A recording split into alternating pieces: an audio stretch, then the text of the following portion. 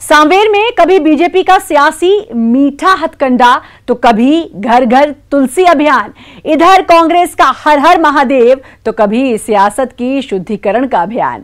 सांवेर के इसी सियासी संग्राम में अब बीजेपी ने छेड़ा है देशभक्ति का राग। 15 अगस्त पर होगी गांव गांव भारत माता की आरती। अब कांग्रेस कैसे ढूंढेगी देशभक्ति के सियासी बाण का इलाज। सांवेर में जनता के दोनों हाथों में है लड्डू, आप भी देखिए।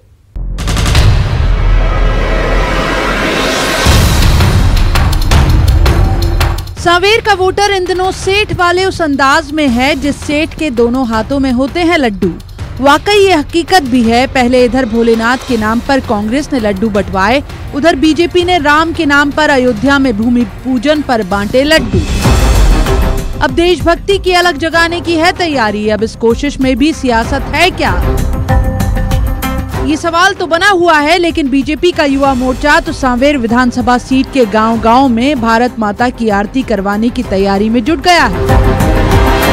बीजेपी मुख्यालय से भारत माता की फोटो के साथ पूजन सामग्री गांव-गांव भेजी जा रही है ताकि 15 अगस्त को सांवेर सीट के हर गांव में भारत माता की आरती हो सके।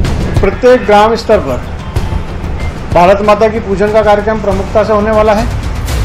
साथ में ग्रामीण क्षेत्र में रहने वाले ऐसे शहीद परिवार जिनके परिवार ने अपने लाल को से माता के सर्वांगीण उसके रक्षा के लिए अपने जीवन को समर्पित किया है, उस परिवार का सम्मान करने का भी कार्यक्रम भारतीय जनता युवा मोर्चा के माध्यम से इस बार भारतीय जनता पार्टी ने किया है।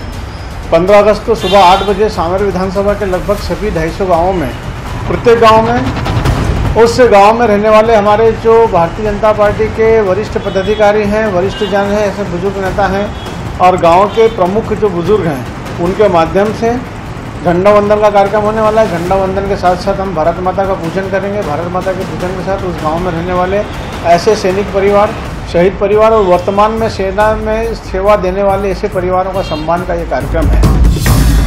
एमपी की 27 सीटों पर होना है उपचुनाव, लेकिन सांवेर की सक्रियता तो देखते ही बन रही है।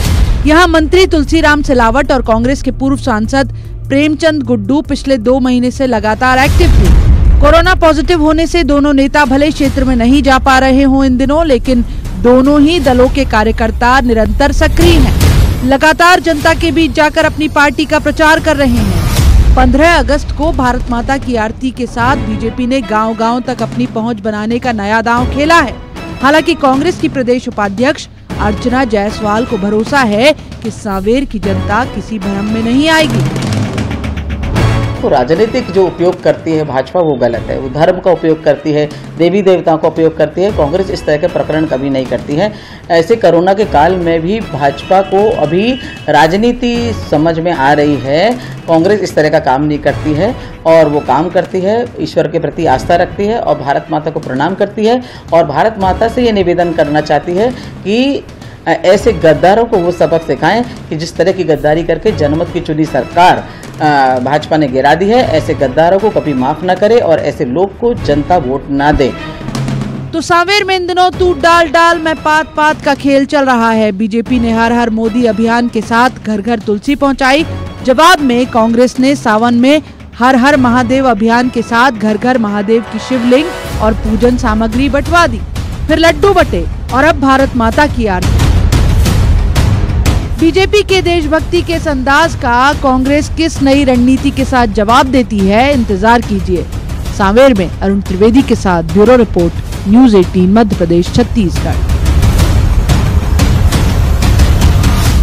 चुनावी चकल्लस में अभी सियासत के कई दांव देखे जाने बाकी हैं। करिए सिर्फ थोड़ा सा इंतजार, हम हाजिर होते हैं इस छोटे से ब्रेक के बाद।